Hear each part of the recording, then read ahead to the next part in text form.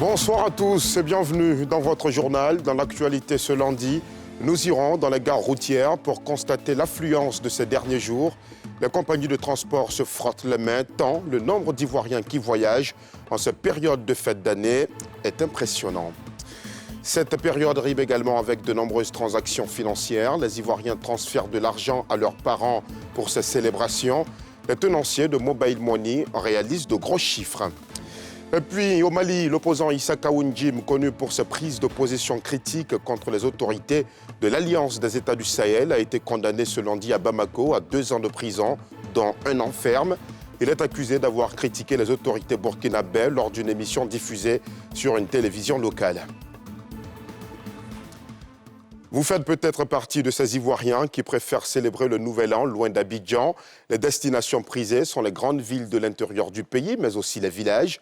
À 2 jours de la célébration, les gares routières font face à une véritable marée humaine, un passionnant défi pour les compagnies de transport qui voient, vous allez le voir, vous aussi, leurs caisses se renflouer. Un constat de Mardoché Kwasi et Tanguy Conan.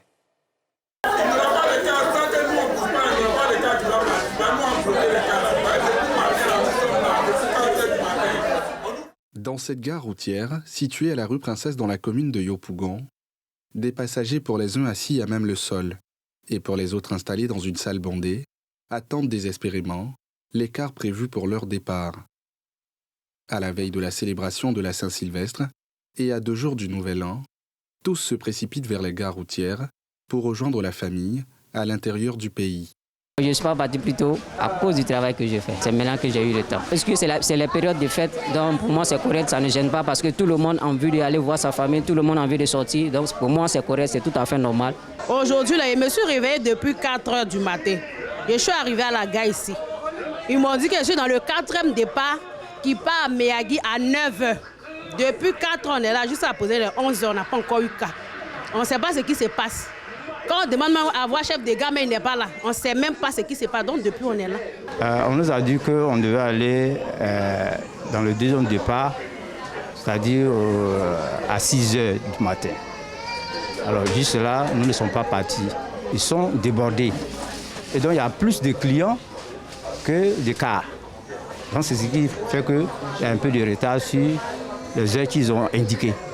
Du côté des responsables de la compagnie, on reste serein, rassurant quant à la disponibilité des cars, dont la première grosse vague est partie en début de matinée. Depuis 5 h, nous commençons les départs. Donc il y a déjà plus de 13 départs qui sont partis. Comme nous savons que généralement, pour cette période-là, l'affluence est dans le sens Abidjan à l'intérieur du pays. Donc nous avons doté Abidjan de beaucoup plus de cars. Donc c'est des cars qui vont rentrer tout à l'heure pour qu'on puisse évacuer un peu le nombre de personnes qui restent. Donc c'est vrai que c'est un peu plus, mais nous arrivons quand même à juguler un peu tout ce monde-là.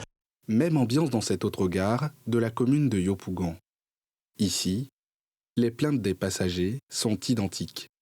Elisabeth a pu embarquer après plusieurs heures d'attente. On a souffert même. On nous a dit le cas vient à 11 h 30. 11 h 30 jusqu'à l'heure, là, il est 14 h. C'est maintenant on va démarrer. Ils n'ont qu'à voir leur organisation, là, qui nous fatigue.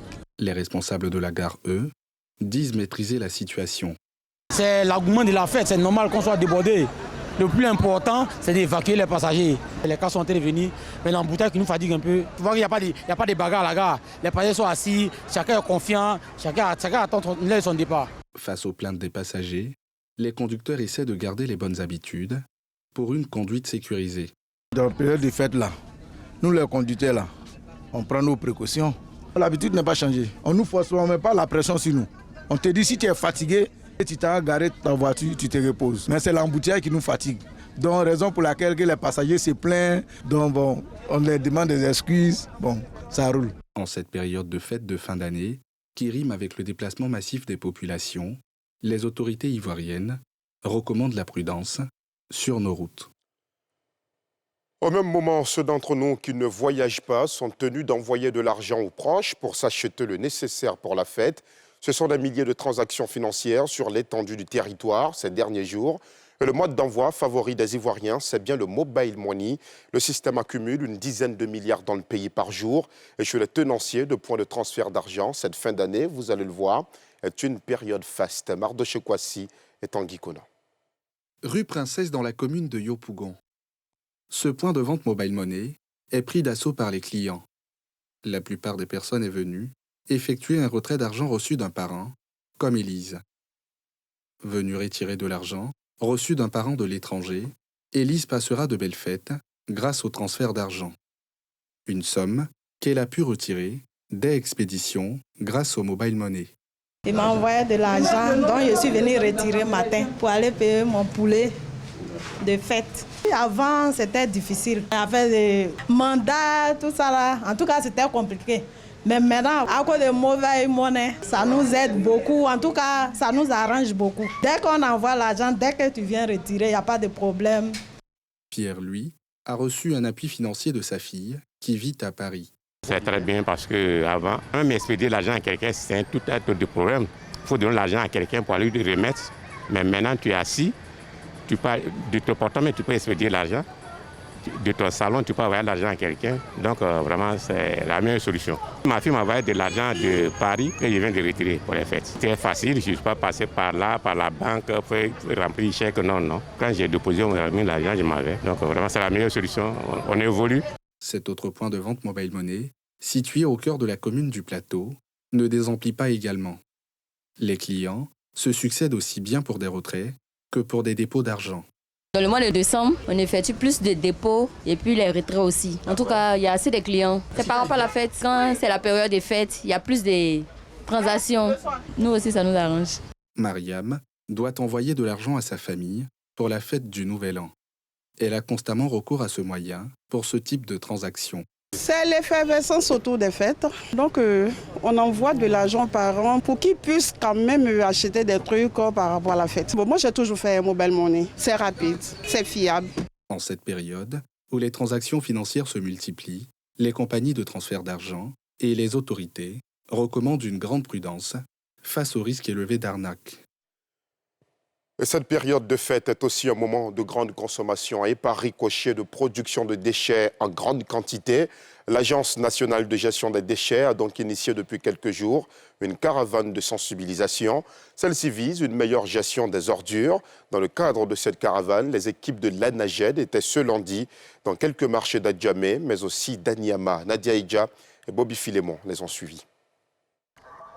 Au grand marché d'Adjamé Forum ce 30 décembre, une délégation de l'Agence nationale de gestion des déchets et des représentants du conseil municipal.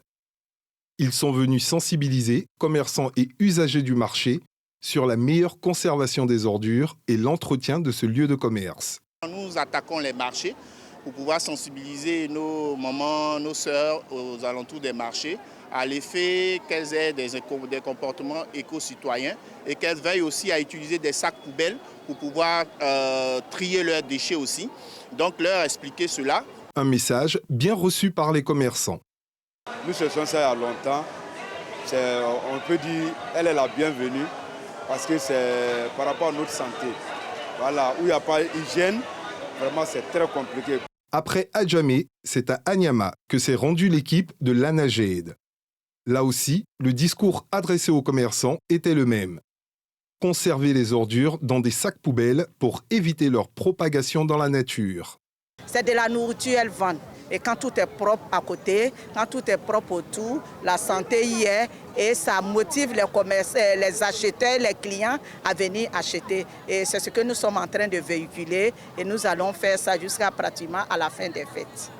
Une initiative encouragée par la municipalité qui a effectué sur place le déplacement. Nous sommes satisfaits parce que dans le marché, il y a des vivres. Il faudrait que tout soit propre pour que nous puissions nous nourrir sainement. Nous ferons en sorte que les braves populations d'Anyama puissent maintenir la ville propre, surtout en cette fin d'année où il y a beaucoup de déchets organiques. Avant les marchés ce jour, l'Agence de gestion des déchets a visité les ménages dans le cadre de cette caravane qui vise à susciter des gestes éco-citoyens au sein de la population. Les populations ivoiriennes, et notamment celles d'Abidjan, peuvent fêter en toute sécurité. C'est l'assurance qu'a donnée le ministre de l'Intérieur et de la Sécurité, le général de corps d'armée Wagonde Diomandé, au terme d'une tournée sur plusieurs sites, de l'Office national de la protection civile au poste de la cathédrale Saint-Paul d'Abidjan, en passant par la préfecture de police d'Abidjan et le groupement des sapeurs-pompiers militaires. Le ministre s'est imprégné des dispositifs mis en place pour assurer la sécurité des populations au cours du réveillon de la Saint-Sylvestre. Nous aurons l'opportunité de l'entendre dans nos prochaines éditions.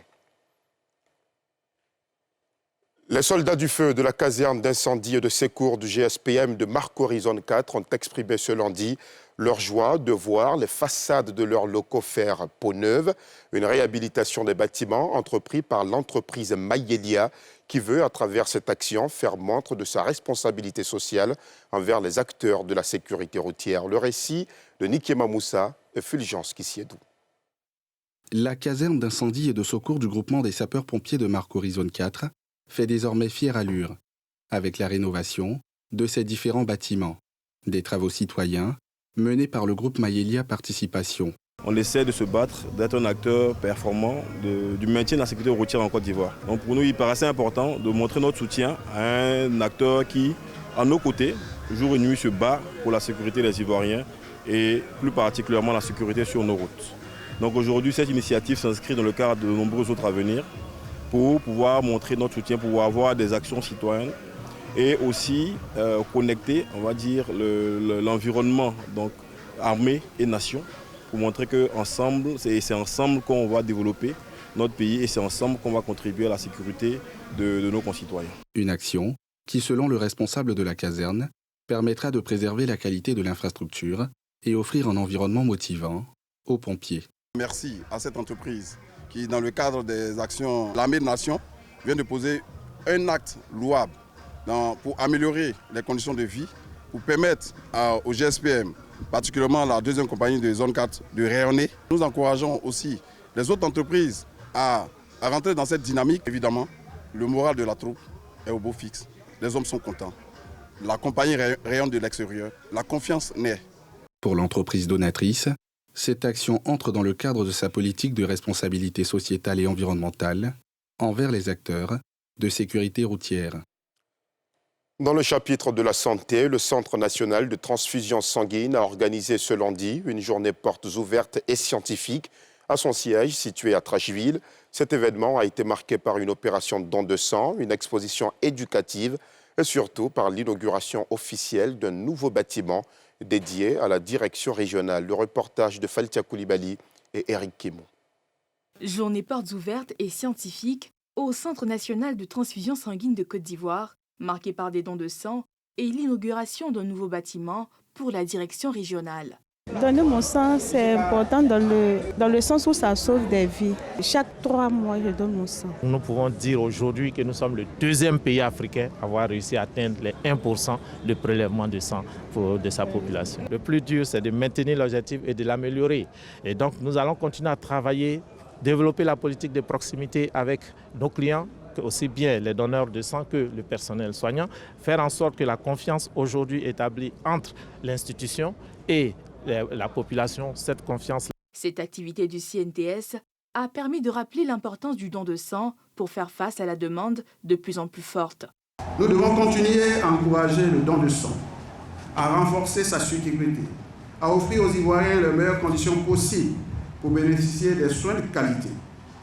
Cela passe par une coopération étroite entre l'État, les institutions publiques et privées, mais également avec l'appui très apprécié de nos partenaires dans l'OMS. Créé en 1951, le CNTS a été mis en place pour améliorer les capacités de collecte, de traitement et de stockage du sang, tout en facilitant l'accès aux services transfusionnels dans les régions. Il s'inscrit dans la volonté du gouvernement d'assurer une couverture sanitaire efficace.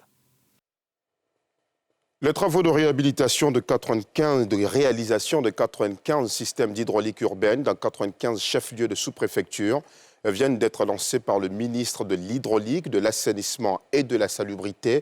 C'est sur la place du marché de Djibrosso, dans le département de Kani, que Bouaké Fofana a annoncé que cette action s'inscrit dans le projet dénommé « Eau pour tous ». C'est ce que nous montre Faltia Koulibaly. Marché de Djibrosso, dans le département de Kani.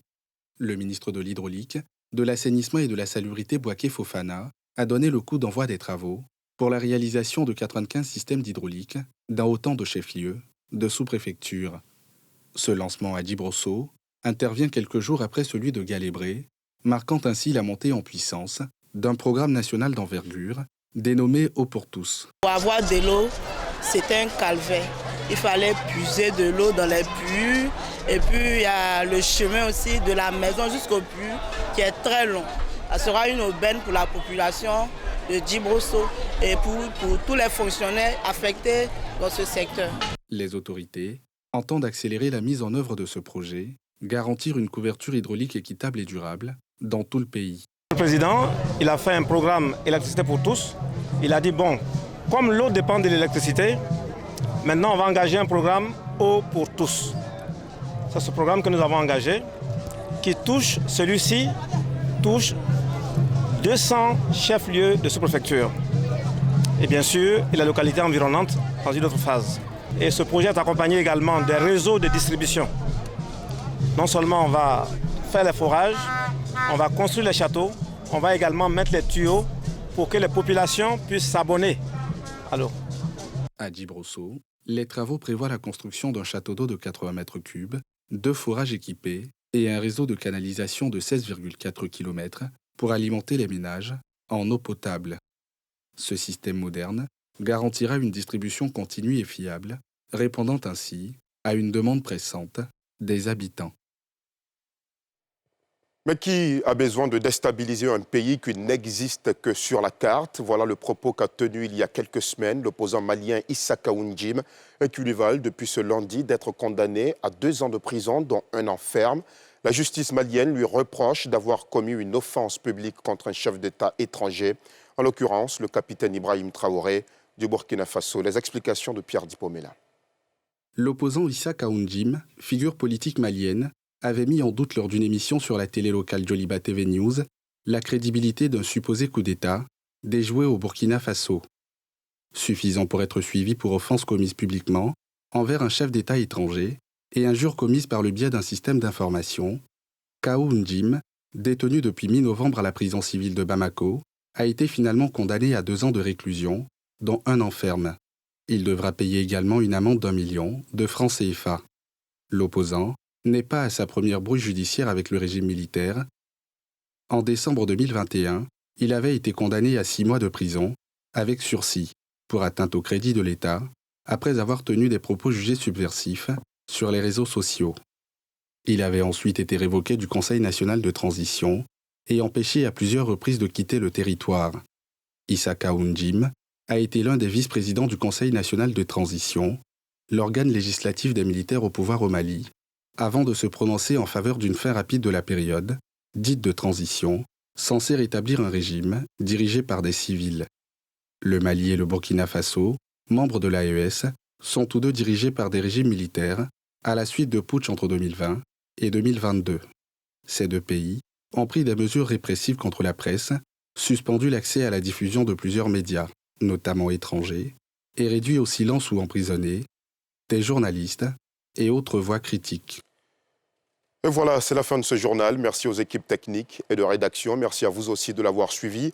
Au retour de l'information à 12h50 ce mardi. Quant à moi, je vous retrouve avec le même plaisir à 19h50. Excellente soirée sur la nouvelle chaîne ivoirienne.